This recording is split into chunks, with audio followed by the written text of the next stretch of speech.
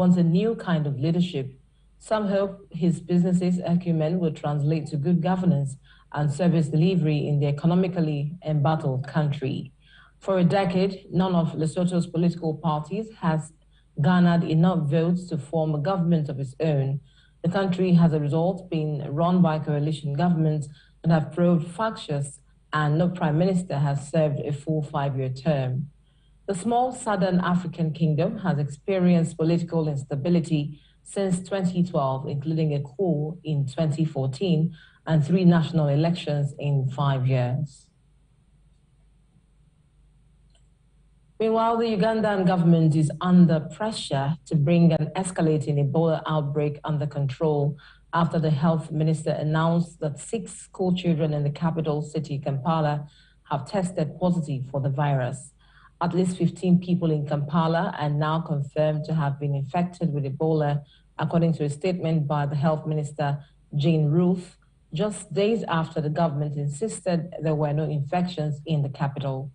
Aseng said that the children were likely infected by a man who traveled from one Ebola-hit district to Kampala and died there.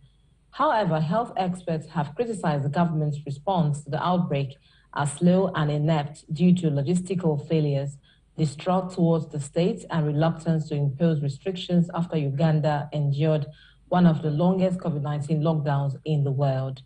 The government first confirmed an outbreak of the Sudan strain of the Ebola virus on September 20 in Mubende, 145 kilometers from Kampala.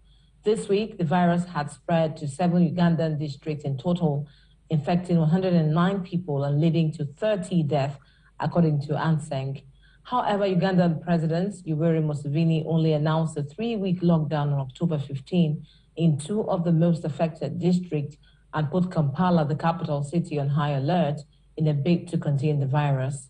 It is the 5th time Uganda has experienced an Ebola outbreak since the turn of the century. An outbreak in the year 2000 killed more than 200 people. Samuel, an epidemiology researcher at Makerere University School of Public Health, told Atlantic TV Network that the government has struggled to contain this outbreak in part due to failure to quickly trace contact and keep them under observation. The patient had escaped from an isolation center in Mubende to seek medication from a traditional healer in a neighboring district. He later ended up in Kampala and was hidden by relatives. Herbert Luswata, Secretary General of the Ugandan Medical Association, says a lockdown in the community where the virus was first reported and tight security should have been a top priority from the start. Museveni has ordered witch doctors, traditional healers, and herbalists to desist from accepting any sick person. Jonas Stengen, the World Health Organization's representative in Uganda, said that the traditional healers are part of communities. It's important to engage them to support the response team and enlighten them on the risk at industrial levels and ideally to 1.5 Celsius last year. Leaders made additional pledges at the COP26 summit in Glasgow, hoping to reduce emissions. Since the climate talks in Scotland, additional commitments were made to remove 0.5 gigatons of carbon dioxide equivalent greenhouse gas emissions, less than 1% of estimated global emissions in 2030. The annual UN Environment Programme, UNEP report showed contained demand-side pressures. Egypt had been in talks with the IMF for a new loan since March after its economic woes deepened due to the war in Ukraine. The fund has long been urging Egypt to allow greater exchange rate flexibility. In a statement on Thursday confirming a staff-level agreement on $3 billion for the 6-month extended fund facility, the IMF said a flexible exchange rate regime should be a cornerstone policy for rebuilding and safeguarding Egypt's external resilience. Year financing package, including about $5 billion in the fiscal year ending June 2023. Reflecting broad international and regional support for Egypt. Egypt's central bank said it was intent on intensifying economic reforms and had moved to a durable, flexible exchange rate regime, leaving the forces of supply and demand to determine the value of the EGP against the foreign currencies. The pound weakened rapidly to around 23 to the US dollar from 19.67 data from Refinitiv showed. that was similar to the parallel market rate and indicated a currency float, Brokerage said in a note.